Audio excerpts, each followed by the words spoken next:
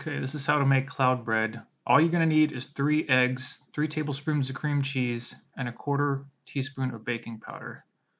First, you want to separate the yolks from the whites, put the yolks in a larger bowl, and add the quarter teaspoon of baking powder to the whites. So I'm just going to add that right in there. And then using a hand mixture, we're going to whip them up for a couple of minutes. I think I'm using setting 4 on mine, but I think I switched to setting 6. But just keep beating them until you get stiff peaks.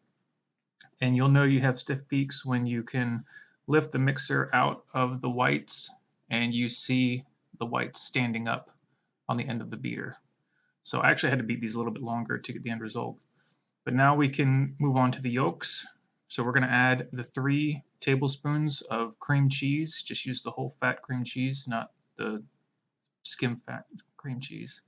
I'm just using a teaspoon here, but I'm just eyeballing a tablespoon. It doesn't have to be exact, but it's 3 tablespoons, so 3 scoops. And the cream cheese is going to be a little hard like it normally is, but we're not going to worry about that. Just add it in there. And then you're going to cream these together. So you're going to beat it until it's smooth. You really just don't want any large chunks of cream cheese in there. You might see some little tiny pieces. That's fine. That's going to be okay. But for the most part, you just want it to look smooth like this. Then you're going to take 1/3 of the whites and add them into the yolks. You're just going to fold those in there. This is going to lighten up the yolks so they're not so heavy, so that they don't crush down the whites that you've whipped up. So just fold those in. Don't stir it. Because if you stir it, you're going to knock down the whites and it won't fluff up and it won't work. So once that's done, you add the yolk mixture back into the whites, and you could just pour it in there, just pour the whole thing.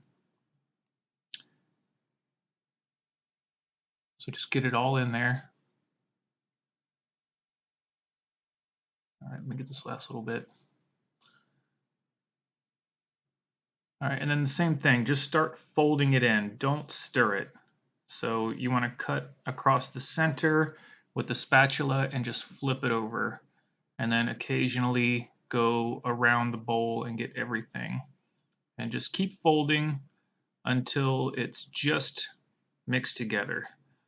Just remember not to stir. And you don't want to overdo this. Just fold it in until they just come together. You might still see some of the whites in there. That's okay. But for the most part, you want the whole thing to change to a nice yellow color and pretty much look smooth all over. So this don't spend too much time on this. Just get it mixed together, and then we're going to line a baking sheet with parchment paper. And I'm just going to use a wooden spoon to portion these out because that makes just about the right size slice. So each portion is actually going to be 1 bread slice.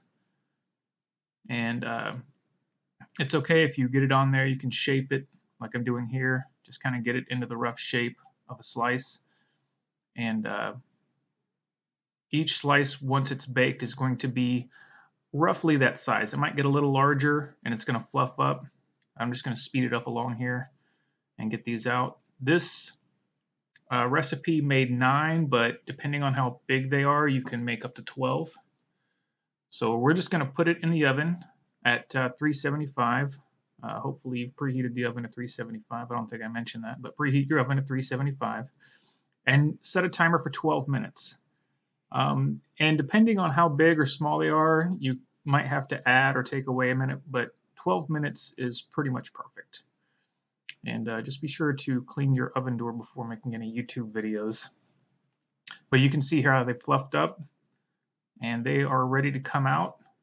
So we're going to take them out here. And they are fluffy and golden brown and look delicious. These look just right, actually. So these just came out, but I'm going to flip a piece over here so you can see that it looks kind of toasted on the bottom. It's not crispy or anything. These are very soft and fluffy. They hold together well. and they're very pliable. So they're soft and bendy, and you can see if they get stuck together, they just pull right apart. So no big deal if the batter runs together and you cook them and they get stuck together. It's going to pull right, they're going to separate very easily. And these are going to be very soft. It's a nice soft bread. But we're going to put these with some egg salad that my wife made, which is delicious. And we'll do a recipe on that later, but here it is, just in one piece folded over. So hope you guys enjoy it.